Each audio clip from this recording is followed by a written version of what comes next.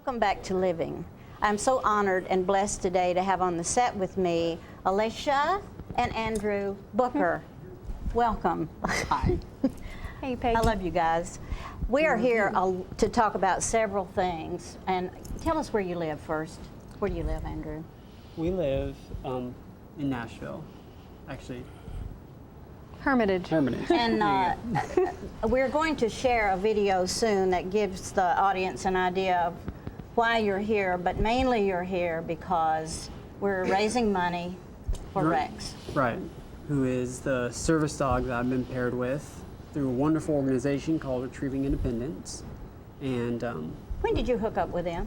I hooked up with them last November. This is pretty Actually sent my application that into about? them, This guy. and Karen, the director, said that it usually takes about 3 months for them to review and approve it, and they called me the day after they got the application. And they approved it right away, and it has given you hope. Very much so. And that to me, that's the wonderful part, that it's given you hope. And I think that if we could go ahead and show the video, it would give the audience an idea of what we're doing here, and we can talk over this. Okay. When did you first discover that you had these diseases?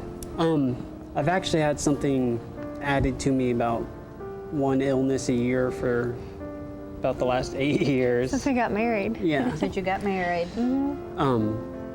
And progressively worse things. And there's Rex, the beautiful dog that is going to help you. Yes. And not only do you have epilepsy, you have diabetes and this other disease. It's called autonomic autoimmune ganglionopathy. And you'll have to describe to the audience what It's, that actually means. It's actually where your own immune system attacks and kills your autonomic nervous system. Your autonomic nervous system is what controls everything you don't control with your conscious mind. So heart rate, digestion, pupil dilation, a lot of brain activity, blood pressure. So for a while it had me wheelchair bound because every time I'd stand up, my pressure wouldn't equalize and I'd fall down, pass out, and hit my head. And that happened several times, didn't it? It's still- Yes. And I know that this past week you had a grand mal seizure. Yeah. Is that correct? Had a couple And that of was them. terrifying. Yes. And I think the thing that Rex will do for you, I love this picture, by the way. I love your optimism. You're always up, and I think you have every reason in the world to be down, but you never are. I never see that in you, and I think that God has blessed you with this great spirit of survival. And if there's any way that we can help to bring Rex home to you, look what a sweet dog he is.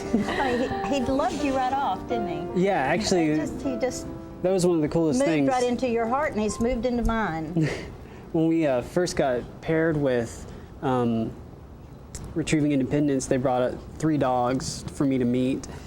And Rex came out of his cage first and completely of his own volition walked across the room, picked up his leash, and brought it to me and put it in my lap. Isn't that the sweetest thing? I mean, I would have cried. I mean, I cried when I saw that video. There was just something that's so special about that. And by the way, this website is for if you can in any way help toward donations for getting Rex into Drew's life for real. Right now, you go visit Rex. Is that correct? Actually, yeah, he... Has he been to your house yet?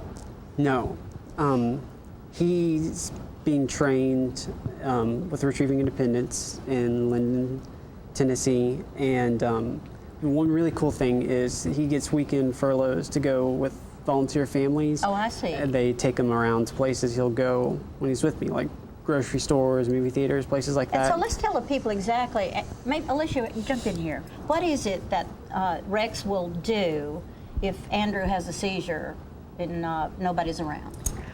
Well, one of the things is they're going to train him. This will be happening soon, closer to September.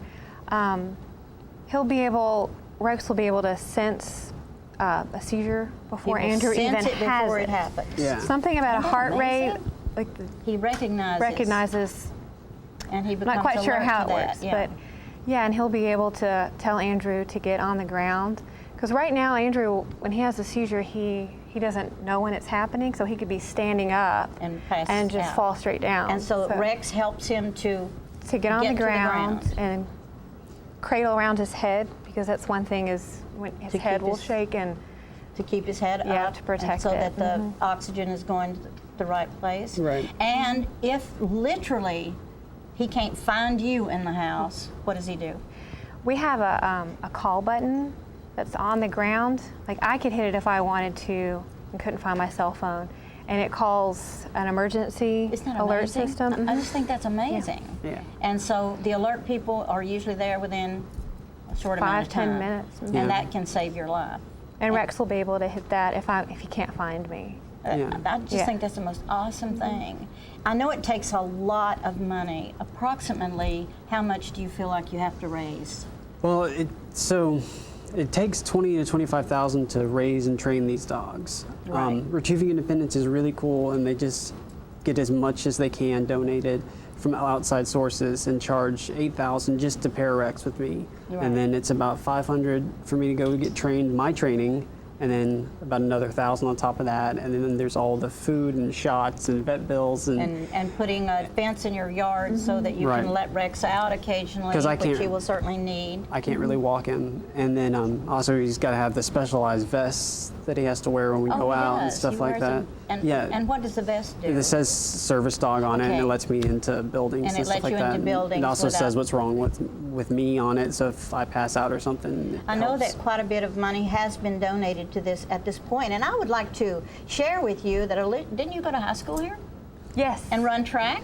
Yes, I with did. the likes of Allie Singleton, and who else did you go to school with? A few other A people, lot, lots a of lot. people. Kendall Lynch, I just have Kendall. to remember that crew. But anyway, and you grew up, got a degree, married Andrew, and then boom, you got hit with some of these diseases. And our time is short. If there's any last words you'd like to say to the audience. I just want to thank you for having us down here, and just everybody for watching. And we've already received, like she said, a lot of help and a lot of love and support. And I love this community too. My dad used to be a pastor at the First United Methodist Church in Winchester, and grew up in Sewanee.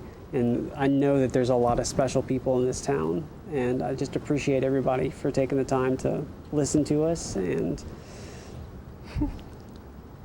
it's I have just- been so touched by your story, and I love you both, and I know that good things are going to happen, and we all pray that Rex will come through and get in your life and join Roman, your other dog.